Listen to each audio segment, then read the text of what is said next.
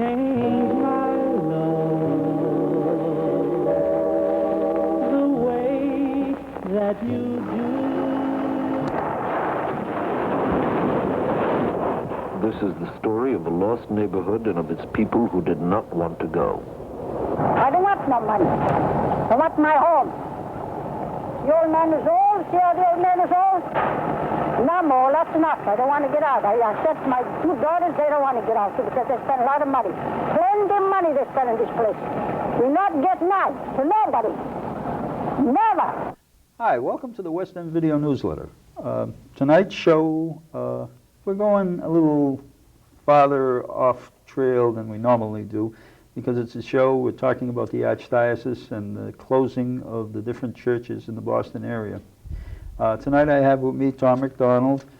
He's the Pastoral Administrator for the St. Catherine's of Siena in Charlestown, which is slated to be closed quite soon, and I don't know exactly. Yeah, well, we got a letter from the Archdiocese saying we'd be closing sometime between November 1st and the end of the year. And it's a shame because a lot of these parishes that have over the years held together, they've held communities together, they were the heart and soul of a lot of these communities, have since been scheduled to be closed. And it's a shame because these churches were put together by people who put their nickels and dimes together. Right. And these were supposed to be memorials to, you know, their immigrant ancestors, and everybody put money in there, and they have all these pews that were named after descendants, okay, and now that's gone. I mean, I don't know how they can justify all of this. I mean, I know things have to change, but if they do change and they do put these churches, they do close these churches, I believe that the money should be going to the communities and let them decide where it's going to go. I mean, if the church has to close and there's money to be made, it probably should go either to another church close by or to, as in, I guess, St. Catherine's. They have a lot of social missions. You know, keep the social missions open and use the money to keep them going.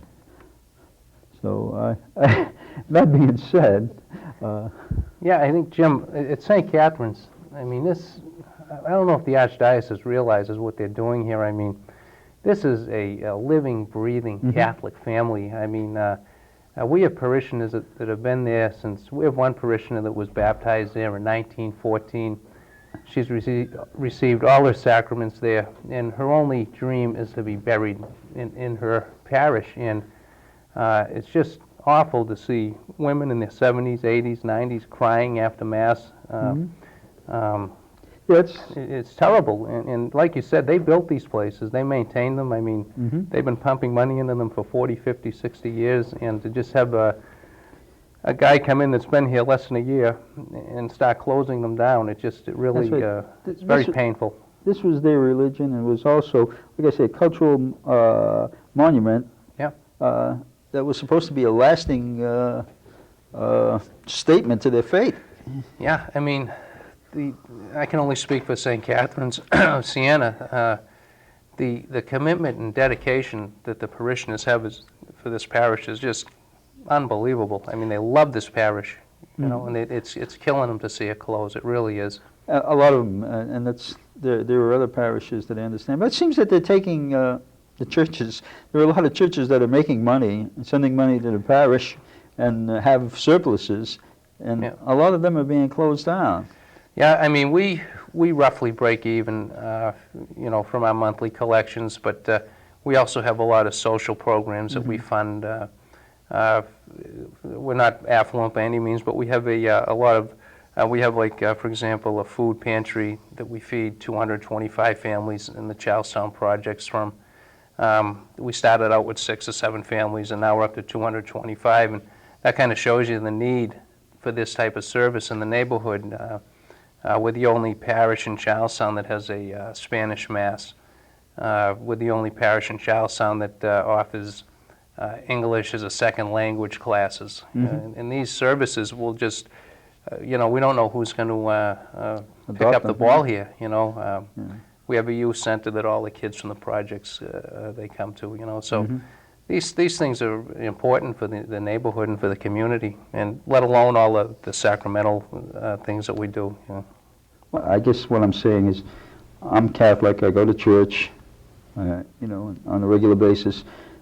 I just have problems with the Archdiocese because they seem to have lost touch with their parishioners. I mean, it just... Jim, it's so frustrating. I mean, really, all our parishioners want is for the Archbishop to visit us, to come see what we do, show them our services, show them our Catholic community. And if he still thinks that we should be closed down, I mean, I think they won't like it, but at least they'll feel like, hey, the man came here, he looked at us.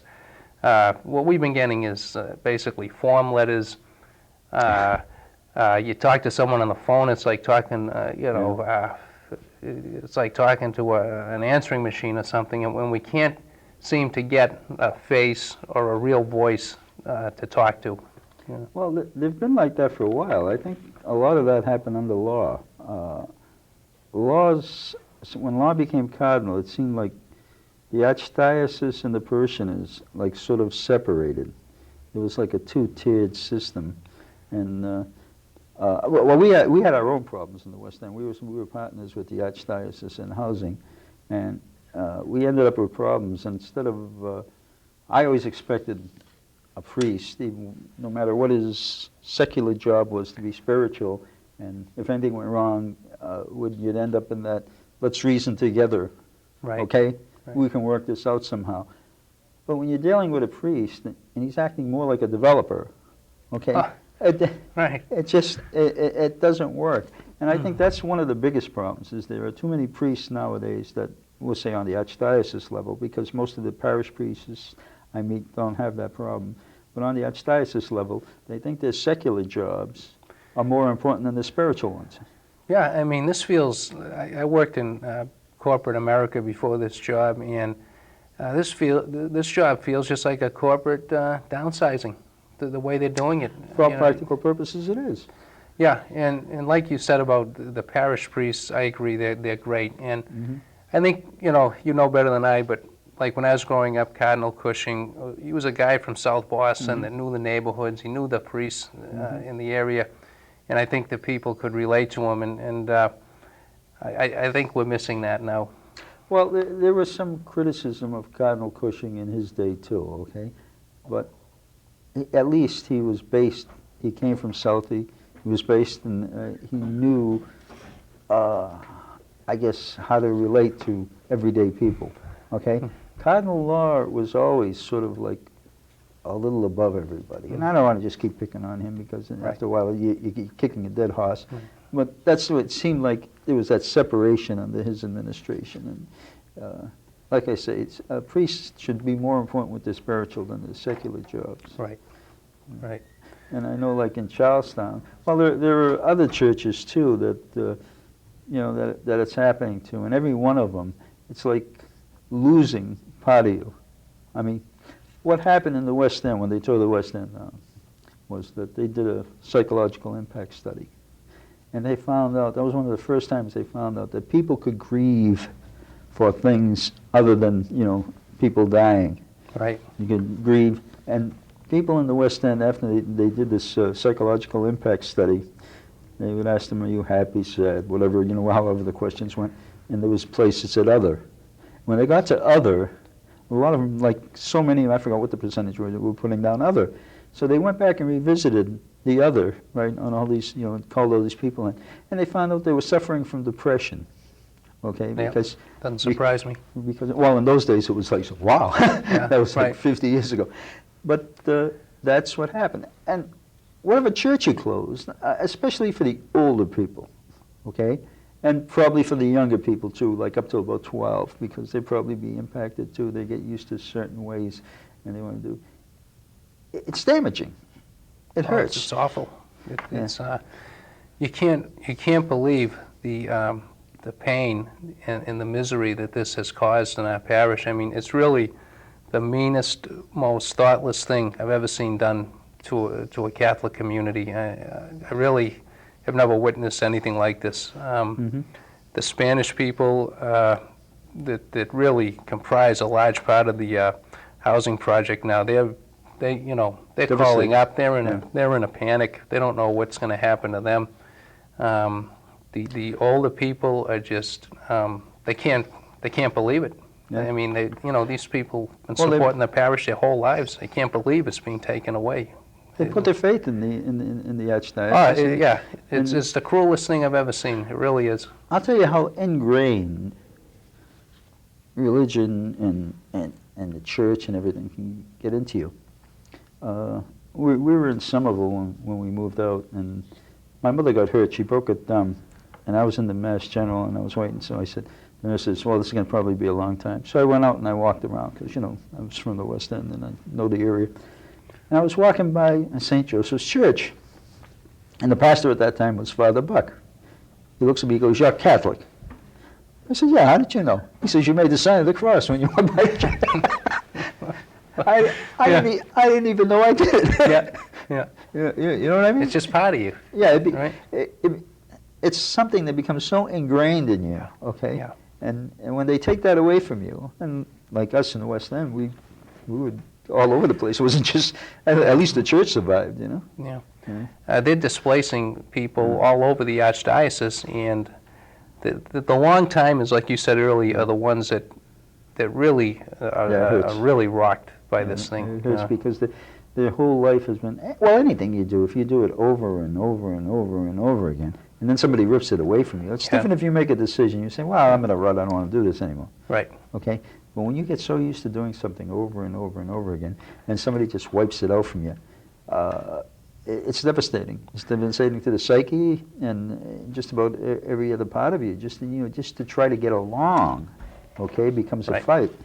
And I think Charlestown, it sounds like in talking to you about the West End, I think Charlestown was a lot like the West End, a real tight-knit community. And the way that they went about doing this, deciding the closing, was also just terrible. I mean, they took the 3 Charlestown parishes and basically pitted them against each other.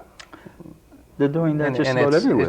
It was just, they pitted Catholic against Catholic, neighbor against neighbor, and all that's left is hurt feelings. See, there's a reason for that.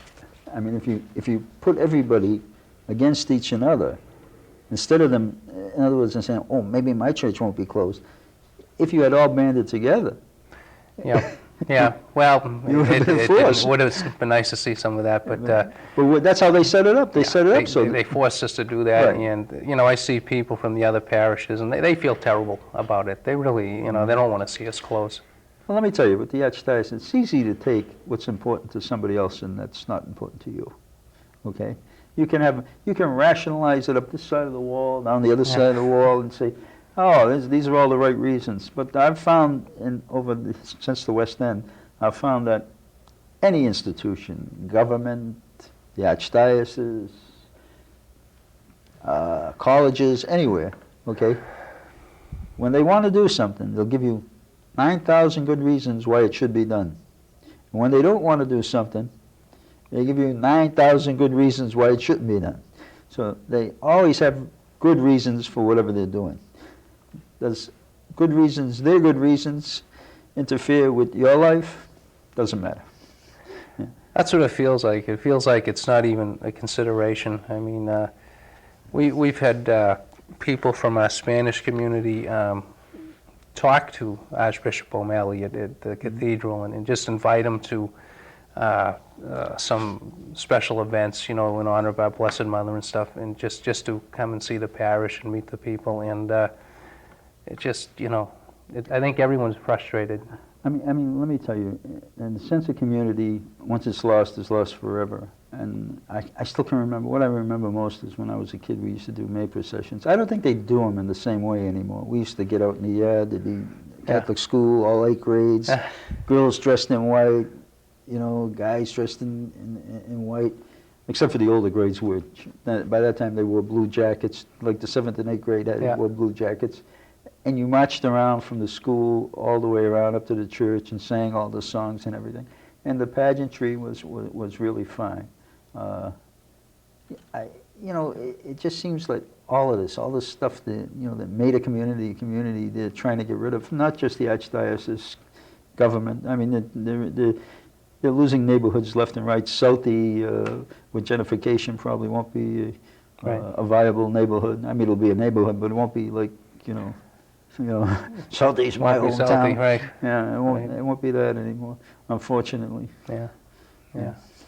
And I think especially, when I was living in Dorchester, everyone identified themselves with the parish they were in.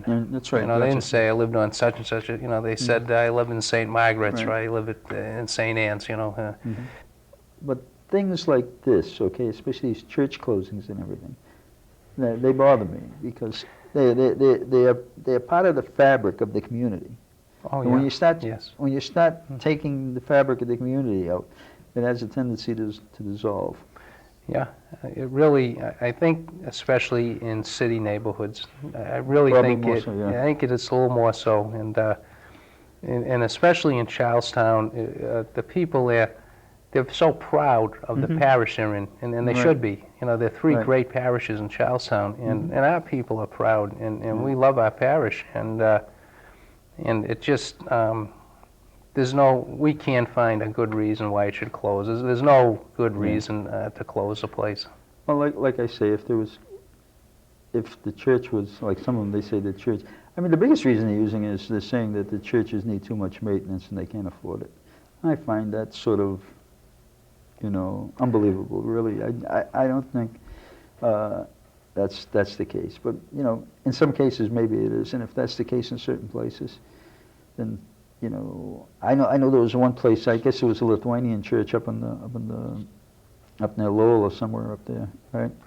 They were closing it, even though it was making money and sending it to the church, and they just closed it. It was probably valuable.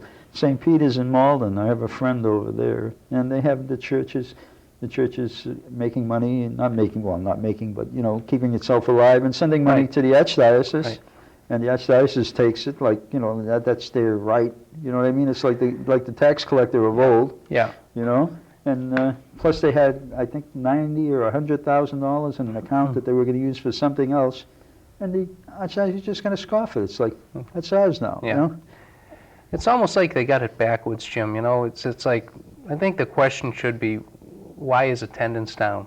Why aren't we filling these churches, and why shouldn't we need to be building more? And the history of the Catholic Church originally, and I'm talking about many, many, many years ago, was the church was not. There weren't churches, and people went to people's houses. They said mass in people's houses. They were communal community.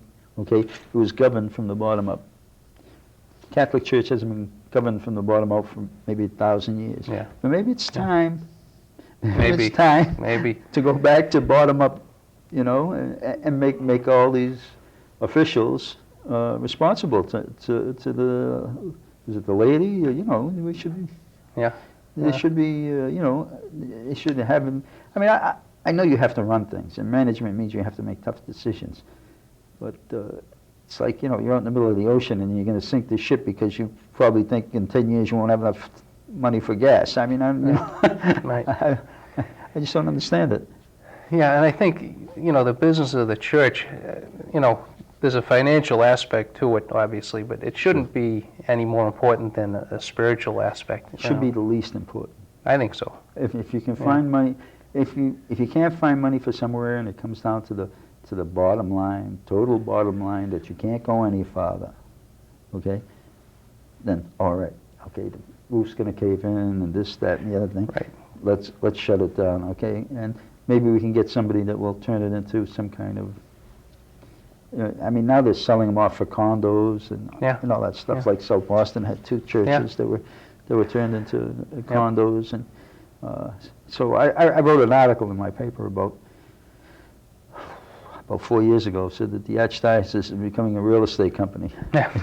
Well, we hire real estate companies. We just got a letter today that the Codman company was going to be coming in and sizing us up, Yeah. and it feels awful, you know, just to think that, hey, we're just this sacred place is just going to be a real estate deal in a few months. So we took a ride and we went to Santa Fe and came about 4 o'clock and we were looking for a church. Somebody sent us to this church. We went into this church. It was built in 1597, right?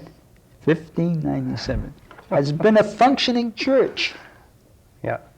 Has been a functioning church since 1597. I mean, Spanish, you know, through the whole. And we went to Mass there. And it was it was still rough-hewn, you know, and all that. And man, it felt like, you know, you go, there were a lot of churches in Santa Fe that we went through that somewhere they were charging, some they weren't. Yeah. Okay. But for all practical purposes, they were dead. But you went into this place, and it was magnificent.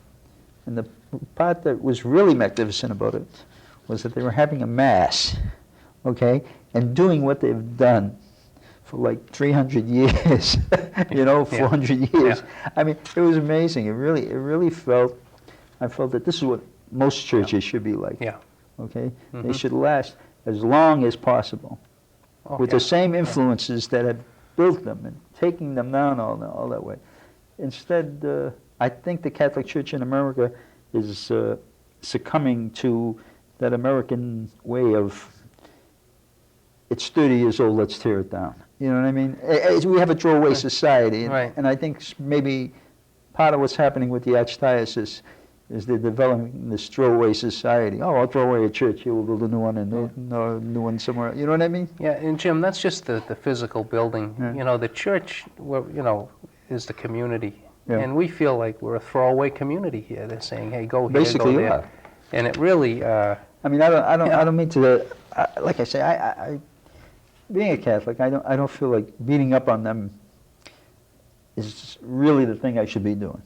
Okay, but on the other hand, when you see things that are wrong, even the church teaches you to speak out. Right. Okay, Right.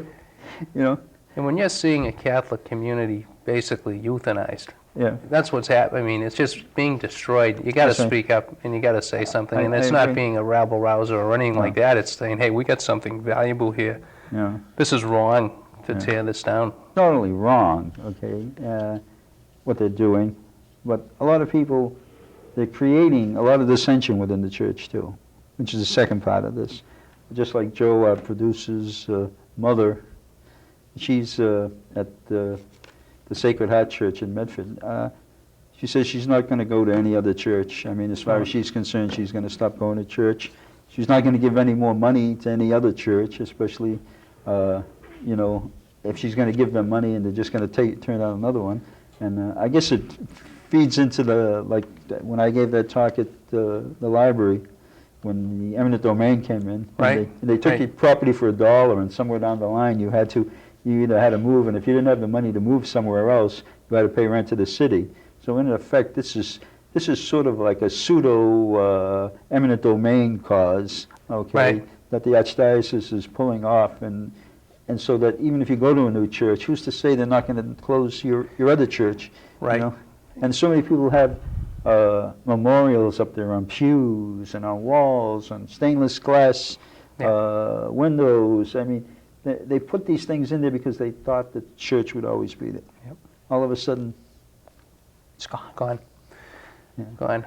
And I think, you know, as Catholics, you know, it is a universal church, but I really think that people look at the local parish level. I think that's where they really identify, is Right. with the parish. And a lot of our parishioners, they're so devastated by this that they're so, you know, like they're lectors, Right. Eucharistic ministers, they'll feel like outsiders when they go somewhere else.